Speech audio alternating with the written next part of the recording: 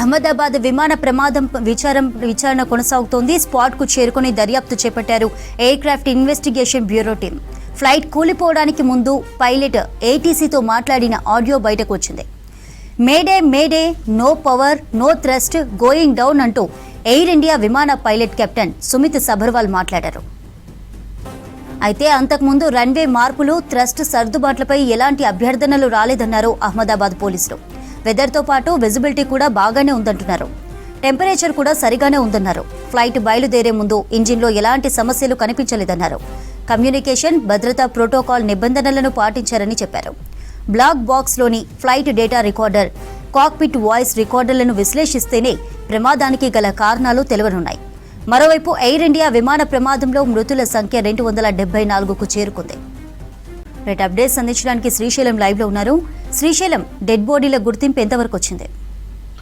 Dead బాడీల గుర్తింపు ప్రక్రియ కొనసాగుతుంది. అయితే దీంట్లో డిఎన్ఏ సేకరణ అనేది ఇబ్బందిగా మారింది. ప్రమాద తీవ్రతకు మృతదేహాలు తీవ్రంగా కాలిపోవడంతో వారి నుంచి డెడ్ బాడీ నమూనాలు తీయడం, డిఎన్ఏ నమూనాలు తీసుకోవడం అనేది ఇబ్బందిగా మారింది. దీంతో మృతదేహాల గుర్తింపు అనేది కష్టంగానే ఉంది. అయినప్పటికీ కూడా ఇప్పటివరకు 19 మృతదేహాలు ఎవరెవరు అనేది గుర్తించి ఇప్పటివరకు 9 మంది మృతదేహాలను వాళ్ళ బంధువులకు కూడా అప్పగించినట్టుగా తెలుస్తోంది. ఇంకా గుర్తింపు ప్రక్రియ అయితే కొనసాగుతుంది. అయితే ప్రజెంట్ ఉన్నటువంటి టెక్నిక్స్తోని కాలిపోయినప్పటికీ కూడా టీత్స్ కానీ ఇతర అవయవాల నుంచి డిఎన్ఏ సేకరించి అంటే ఒకటే కాకుండా 2-3 నమూనాలను తీసుకొని ప్రిజర్వ్ చేస్తున్నట్టుగా తెలుస్తుంది. తద్వారా బంధువులు వచ్చినప్పుడు వాళ్ళ నుంచి డిఎన్ఏ నమూనాలను సేకరించి దానికి అదేవిధంగా వీళ్ళ దగ్గర ఉన్నటువంటి డిఎన్ఏతోని కంపేర్ చేసిన తర్వాత మృతదేహాల్ని బంధువులకు అప్పగించడానికి ప్రయత్నాలు కొనసాగుతున్నాయి. దీనికోసం 230కి పైగా సమన్వయ బృందాలను కూడా గుజరాత్ ప్రభుత్వం ఏర్పాటు చేసింది. సివిల్ హాస్పిటల్తో పాటు ఎవరైతే బంధువులకు అవసరమైనటువంటి సమాచారం ఇవ్వడంతో పాటు వాళ్ళకి హెల్ప్ చేసేందుకు ఈ బృందాలు ప్రయత్నం చేస్తున్నాయి. అయితే ఈ గుర్తింపు ప్రక్రియ అనేది టైం తీసుకునే అవకాశం ఖచ్చితంగా కనిపిస్తుంది. ఇప్పటికే విమాన ప్రమాదంలో తమ కుటుంబ సభ్యులు చనిపోవడంతో ఆవేదనలో ఉన్నటువంటి కుటుంబాలకు ఇది ఇంకా ఇబ్బందిగా మారింది.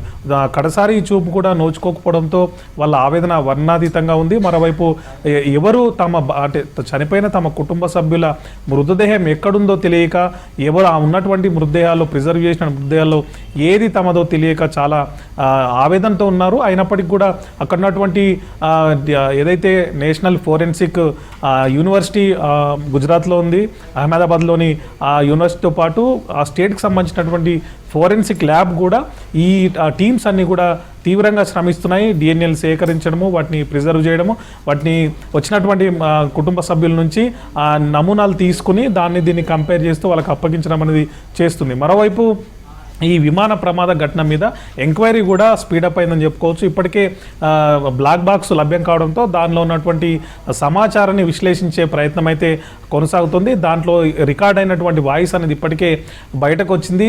చివరి క్షణంలో మేడే కాల్ కూడా పైలట్ ఇచ్చినట్టుగా ఇప్పటికే గుర్తించారు. మరి దానికి అంటే అందులో ఉన్నటువంటి రికార్డ్ అయిన వాయిస్ వచ్చిన నేపథ్యంలో ప్రమాదానికి కారణాలేంటి, ఏ సమయం అంటే ఎందుకోసం ఈ ప్రమాదం జరిగిందని తెలుసుకోవడానికి మరొక హై లెవెల్ కమిటీని కూడా కేంద్ర హోంశాఖ ఆధ్వర్యంలో కేంద్ర ప్రభుత్వం ఏర్పాటు చేసింది. ఆ సమావేశం, ఆ కమిటీ రేపు సమావేశం కానుంది. దీంట్లో ప్రాథమిక అంశాల మీద చర్చించే అవకాశం కనిపిస్తుంది. అంటే ఆ విమాన ప్రమాదం జరిగినటువంటి కారణాలను, ఎందుకు జరిగింది, ఏంటి, అసలు బేసిక్గా ఉన్నటువంటి అందుబాటులో ఉన్నటువంటి రీజన్స్ అయినటువంటి అంశాల మీద ఈ కమిటీ చర్చించే అవకాశం కనిపిస్తుంది. అయితే ప్రధానంగా ఈ కమిటీ ఉద్దేశం ఏంటంటే 3 నెలలుగా రిపోర్ట్ ఇవ్వడంతో పాటు ఇందులో ఈ రిపోర్ట్లో కారణాలను చెప్పడంతో పాటు భవిష్యత్తులో ఇట్లాంటి ఘటనలు పునరావృతం కాకుండా ఉండేందుకు తీసుకోవాల్సిన జాగ్రత్తల మీద కూడా ఈ కమిటీ నివేదిక ఇచ్చే అవకాశం అయితే కనిపిస్తుంది. మొత్తంగా ఇప్పటివరకు అయితే మృతదేహాల గుర్తింపు ప్రక్రియ ఓవైపు కొనసాగుతుండగానే మరోవైపు విచారణ అనేది కూడా సాగుతోంది. ఈ ఎయిర్ ఇండియా కూడా దీనికి సంబంధించి అంతర్గత విచారణ కూడా చేస్తున్నట్టు తెలుస్తుంది. మరోవైపు డీజీసీఏ కూడా బ్లాక్ బాక్స్ ఆధారంగా కూడా తన ఎంక్వైరీని అనేది చేస్తోంది. ఈ విధంగా మరొకసారి భవిష్యత్తులో ఎట్లాంటి ఘటనలు పునరావృతం కాకుండా చూసేందుకు తీసుకోవాల్సిన జాగ్రత్త మీద ఎక్కువగా కేంద్ర హోంశాఖ ఆధ్వర్యంలో కమిటీ పనిచేస్తుంది.